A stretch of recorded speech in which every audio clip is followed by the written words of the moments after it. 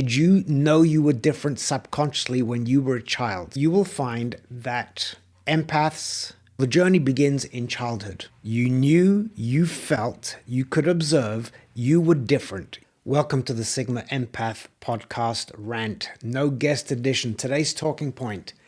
What is the one neurodivergent mindset roadblock that prevents us from thriving? This mindset is something that is innate within us. It begins within our childhood. It's circumstantial rather than nature. And it's all due to the way that the neurodivergent experiences life early on. So let's just kind of quickly evaluate and analyze the journey of the neurodivergent, which includes the empath, INFJs, highly intuitive people, HSPs, highly sensitive persons, and just generally people who are non-neurotypical. And the reason why they experience this mindset block is, and the mindset block is this, it is self-doubt. Self-doubt. Now, the average person experiences self-doubt, but you will find that empaths, creatives, generally intelligent people experience self-doubt. And there are a couple of quotes that I'm going to quickly share with you to kind of illustrate how the intelligent person experiences self-doubt rather than the not so intelligent, arrogant, ignorant person. The whole problem with the world is that fools and fanatics are always so certain of themselves, but wiser people so full of doubt. Depending on who you want to subscribe to, there are different types of intelligence, with arguably emotional intelligence, which encapsulates multiple forms of intelligence. But emotional intelligence is something that was recently discovered in the 80s.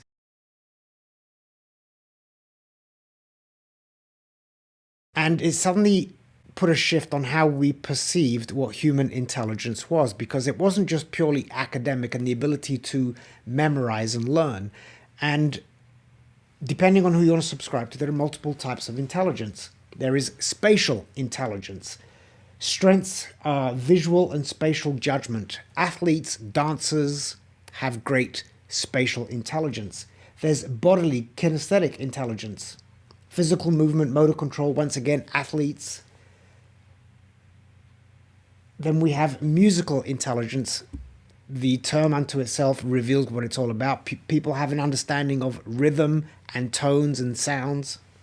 Then we have linguistic intelligence, those who are able to learn new and different languages. We have those who are able to grasp linguistic concepts.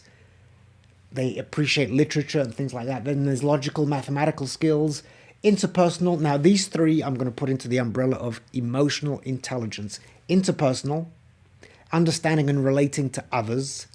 Intrapersonal, introspection and self-reflection. And then the naturalistic intelligence is seeing patterns, pattern recognition. Those last three are so evident with the empath. We have great pattern recognition. We have the ability to self-reflect, and it's the ability to self-reflect which ties into the self-doubt.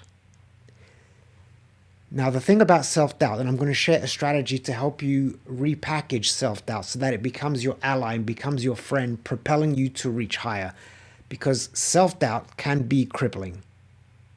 Self-doubt can make us lose self-confidence, but I'm going to help you repackage and make this gift one of your superpowers.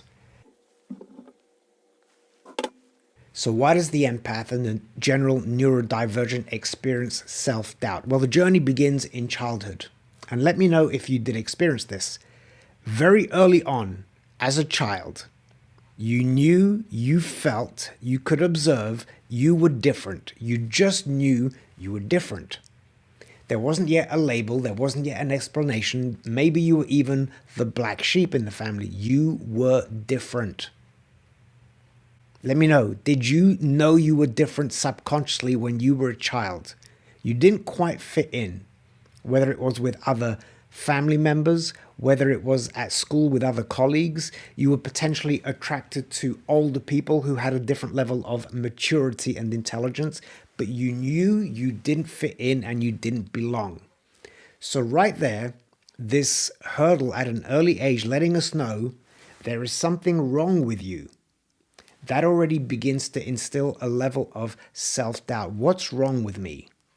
Why aren't I like all the other kids? Why can't I be like all the other kids?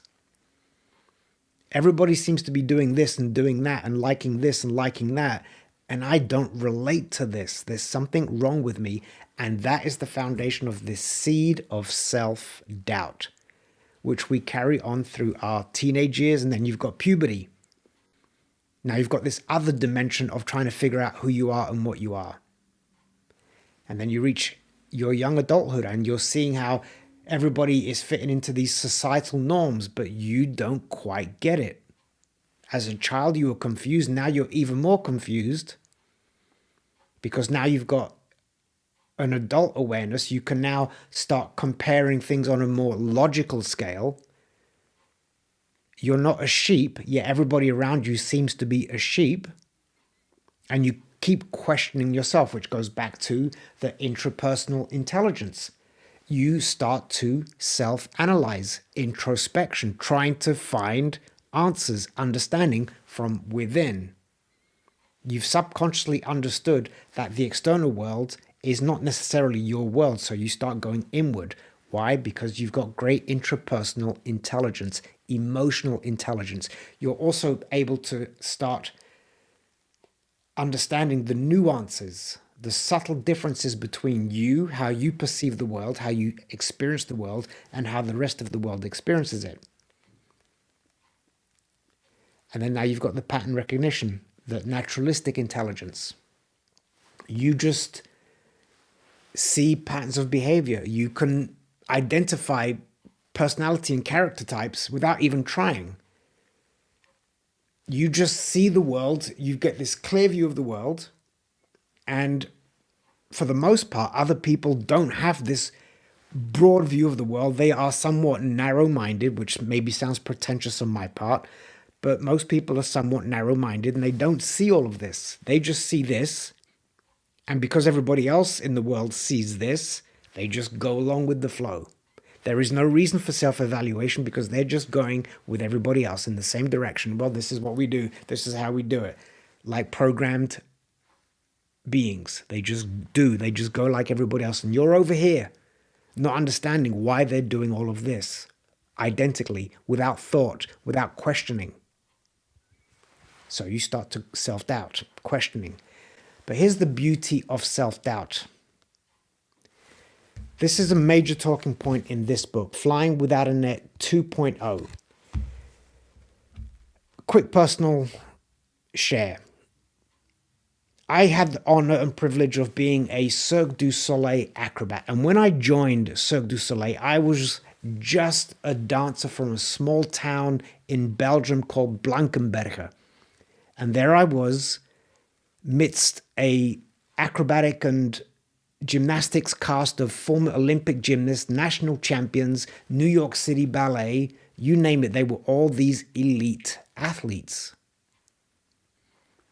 And then there was me, and I was intimidated and I was filled with self-doubt. So I started to analyze that. Now, here's where you turn your self-doubt into your superpower.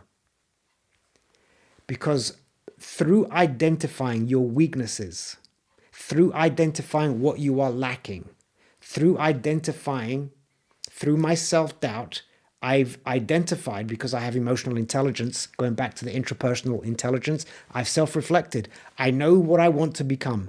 I know what I want to do, who I want to be. I am aware. I am self-aware. I've got an image, a feeling, an emotion, a sound, a color of who I want to be. And I know that I'm not there yet. So I have self-doubt. Oh, I'm not good enough. Imposter syndrome.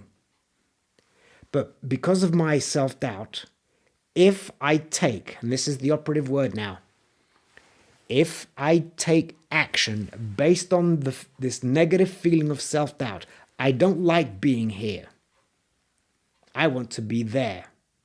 And I'm fully aware, but now I'm going to take action. Because my self-doubt, the emotion that I have through my self-doubt, I do not like. And that I'm going to leverage as my fuel, as my launching pad to get me to where I want to be. Because I don't like this feeling. So what are you going to do about it? That's how you repackage your self-doubt. Now, going even further, through your self-doubt, I hope that it never ends. Why? Because each time you reach a new level of success, a new level of personal growth, a new level of personal achievement, I hope that you are compelled now to grow to your next level, which means you should constantly feel a level of imposter syndrome at each new level of your life. But going back to the taking action, in your self-doubt, you cannot let it paralyze you. That's when our self-doubt, we are incapacitated to take action because maybe we don't self-evaluate deep enough to connect with our sense of self, with our core values, with our North Star. And as an empath, you have this innate ability, intrapersonal intelligence, to understand who you are, connect with that person. And it often goes back to your inner child. Your inner child is the rawest, purest, the most authentic version of you. Somewhere along the line, and think back to what you wanted to be or what you wanted to do when you were a child. Around the age of 5, 6, 7, 8, 9, what did you dream to? What were you already attracted to? What did you already enjoy? That's where your superpower lies. What did you instinctually want to do and want to become? And in this book, Think Like an Artist, I guide you through the steps to help you connect with that inner child, because that's your superpower as well. And so you evaluate and you understand, well, this is my innate ability, my innate gift that was dimmed by society because I felt different, I felt weird, I felt strange. They alienated me, they didn't accept me. I was on my own, maybe filled with not just self-doubt, maybe filled with self-loathing. I want to be like them because I'm too young and naive to understand that my path is different. My calling is different. So you've got to connect to you, the self, to connect with your truest calling. And then again, as you doubt yourself, am I good enough? No, I'm not good enough today. So what do I need to do? Well, here are the steps that I need to do to become that version of me that I want to become. And if you take a look at all movies, in particular the superhero movies, there is always an arc. Superman isn't born Superman. He's got the gifts to become Superman, and he's filled with self-doubt, doesn't belong, and take the same thing with Batman, all the superheroes. They don't fit in, they don't belong, they are neurodivergents, questioning their existence, and then when they connect to their purpose, now they start to take the action. Batman, I've got to overcome my fears. Superman, I'm not from this planet, I've been given this gift, I'm here to save humanity, but I don't yet know how to do it. I've got to go inward to find that voice. And that inner voice for Superman was the voice of his father. Ultimately, that's just you connecting to your essence, to your inner voice, your gift, whether that's God, whatever your higher power is, really, it's all here. So connect with the self. Leverage your self-doubt to motivate you. Who do you want to become? Let me know if you relate to any of these steps, any of these experiences. Have I missed a level of intelligence? Some statistics say 5, some statistics say 12, some statistics say 9. Which one have I missed? But more importantly, I hope that this has inspired and empowered you to understand that self-doubt is a good thing. Everybody, thank you for checking in, listening to the Sigma Empath podcast, the Rant Edition.